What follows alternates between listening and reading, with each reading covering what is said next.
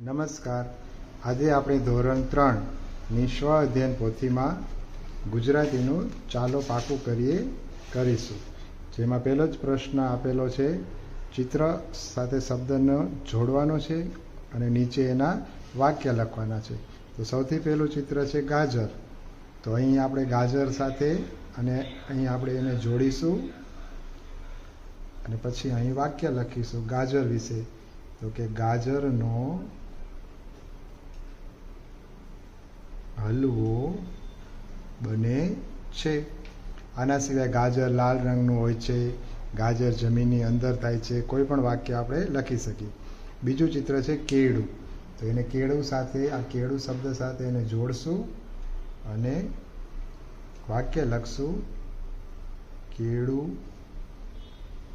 મને ખૂબ ભાવે છે. ત્રીજું ચિત્ર છે પપૈયું. જે શબ્દ સાથે એને આપણે જોડીશું અને પછી વાક્ય લખીશું કે પપૈયાના બીજ કાળા હોય છે. પછી છે બકરી. તો બકરી સાથે એના ચિત્ર સાથે શબ્દને જોડીશું, વાક્ય લખીશું બકરી દૂધ આપે છે. એના પછી છે રીંગણ. રીંગણ સાથે શબ્દ જોઈન્ટ વાક્ય બનાવશું રીંગણને કલગી હોય છે. ત્યારબાદ છે મકાઈ. મકાઈ સાથે જોડીશું, વાક્ય લખશું મકાઈ એક અનાજ છે. ત્યારબાદ છે કાબર.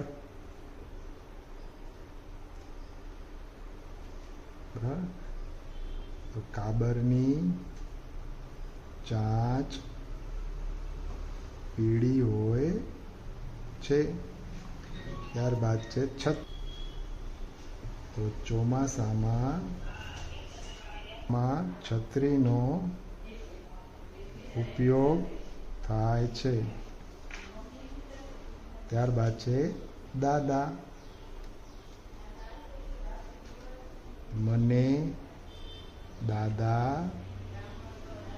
વાર્તા કહે છે. અને છેલ્લું છે વિમાન. જે ઉદાહરણમાં આપેલું છે વિમાન. વિમાનના ઘણા બધા વાક્ય અંદર આપેલા છે. વિમાન મોટું છે, વિમાન આકાશમાં ઘર ઘર કરતું ઉડે છે. ત્યારબાદ બીજો પ્રશ્ન છે, ચિત્રની સામે શબ્દ લખવાના છે. તો પહેલું ચિત્ર છે કમળનું. તો તેમાં 3 અક્ષર છે ક મ અડ લખેલો છે. તો આ 2 ખાનામાં આપણે ક મ એટલે કમળ. પછી આ ચિત્ર શેનું છે? અનાનસ. તો અનાનસ. આ ચિત્ર છે આગબોટ. આગબોટ. પછી આ ચિત્ર છે કાતર. પછી એના પછીનું આ ચિત્ર છે નિસરણી. નિસરણી. આ ચિત્ર શેનું છે? વરસાદ. વરસાદ. બીજું પણ એના જેવું જ છે. ફળના ચિત્રો છે, બાજુમાં એના નામ લખવાના છે. તો આ પહેલું ચિત્ર શેનું છે? કેરી. એની નીચે મોસંબી. પછી સફરજન. પછી પપૈયું. બીજી લાઈન. પછી ચીકુ. પછી કેળું. ત્યારબાદ દાડમ અને છેલ્લે છે તરબૂચ. હવે એના પછી પાના નંબર 4. એના પર પણ ચિત્ર જોઈને સામે નામ લખો. એ આપણા વ્યવસાયકારો છે. પહેલો ચિત્ર છે ડૉક્ટર. તો ડૉક્ટર લખેલું છે. ત્યારબાદ પોલીસ. પછી વકીલ. ત્યારબાદ કોણ છે?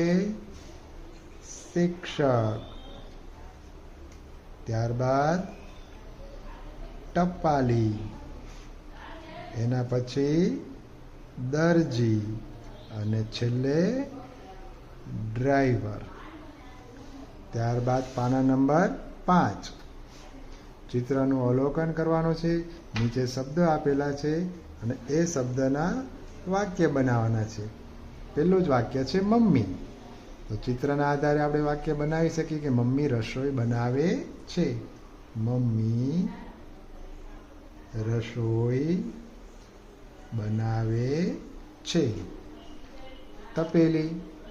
તો તપેલીમાં શાક બનાવે છે. તપેલીમાં દૂધ છે. તપેલી ગેસ ઉપર છે. આપણે એવું જ લખીએ કે તપેલી ગેસ ઉપર છે અથવા તો તપેલી ચૂલા ઉપર છે. કપ રકાબી. કપ રકાબીનો ઉપયોગ થાય ચા પીવા માટે. તો આપણે લખી શકીએ કે કપ રકાબ ચા પીવા માટે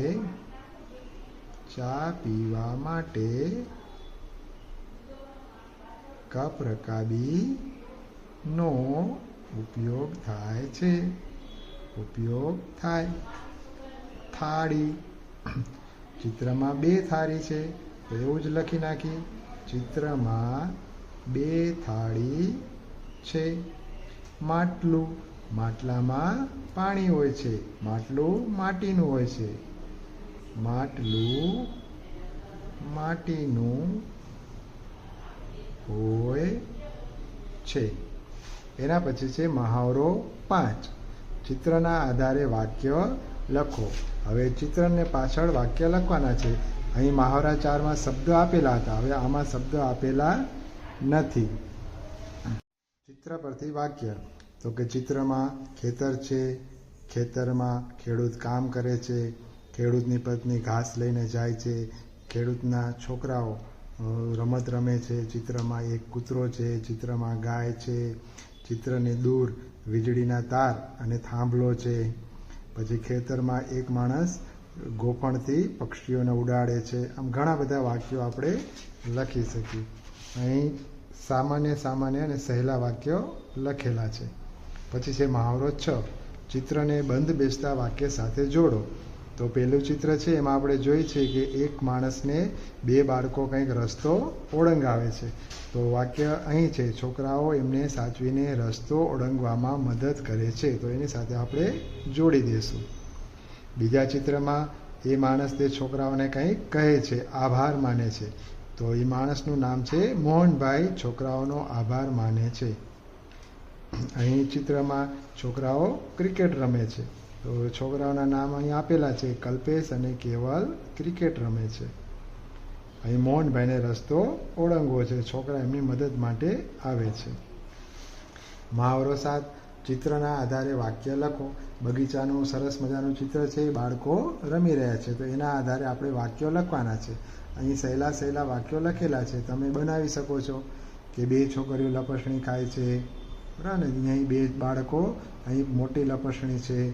બાળકો હિંચકા ખાય છે. બાળકો મોજ મસ્તી કરે છે.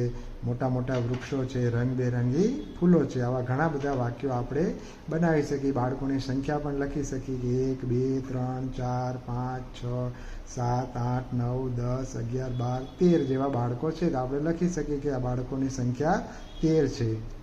આવી રીતના વાક્યો બનાવવાના છે. એના પછી છે મહાવરો. બીજું વિભાગ છે ગુજરાતી. અહીં વાર્તા આપેલી છે. એના આધારે પ્રશ્ન જવાબ લખવાના છે. એમાં બીજો પ્રશ્ન છે કે બચ્ચા કેમ દોડવા લાગ્યા.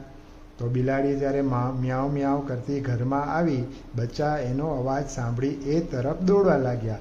બિલાડીનું ધ્યાન પણ એમના તરફ ગયું. બધા બચ્ચા બિલાડીને તરત જ વળગી પડ્યા. તો કેમ દોડવા લાગ્યા. તો કે બિલાડીનો અવાજ સાંભળ્યો એટલે બચ્ચા દોડવા લાગ્યા. તો જવાબ લખ્યો બચ્ચા બિલાડીનો અવાજ સાંભળી દોડવા લાગ્યા. નેક્સ્ટ, બચ્ચા તેની માને શા માટે વળગી પડ્યા. તો બચ્ચાઓને ભૂખ લાગી હશે, એમને દૂધ પીવું હશે. તો આપણે લખી શકીએ બચ્ચા તેની માને દૂધ પીવા માટે વળગી પડ્યા. એના પછી ચોથો પ્રશ્ન, તમારા ઘરમાં કે ફળિયામાં બીજા કયા કયા પ્રાણીઓ છે. તો તમે તમારી રીતે લખી શકો કે મારા ઘરમાં કે ફળિયામાં કૂતરા, ગાય જેવા પ્રાણીઓ છે. એના સિવાય પણ જે પ્રાણી હોય એ તમે લખી શકો. પાંચમો પ્રશ્ન છે, બિલાડીનું ધ્યાન બચ્ચા તરફ કેવી રીતે ગયું. તો બિલાડીનો અવાજ સાંભળીને બચ્ચા દોડતા દોડતા આવ્યા. તો એમને જોઈને બિલાડીનું ધ્યાન ગયું, એટલે કે દોડતા બચ્ચાને જોઈ બિલાડીનું ધ્યાન ગયું. હવે એમાં મહાવરો છે. ચિત્ર જોઈને પાછા વાક્યોના પ્રશ્નોના જવાબ આપવાના છે. ચિત્રમાં બગીચો છે, 4-5 બાળકો રમી રહ્યા છે, લપસ્યા ખાઈ રહ્યા છે. તો પહેલું વાક્ય, આ ચિત્ર શાનું છે? આ ચિત્ર બગીચાનું છે. બીજો, ચિત્રમાં કેટલા બાળકો છે? 1, 2, 3, 4. તો ચિત્રમાં 4 બાળકો છે. છોકરીઓ શું કરી રહી છે? છોકરીઓ લપસણી ખાઈ રહી છે.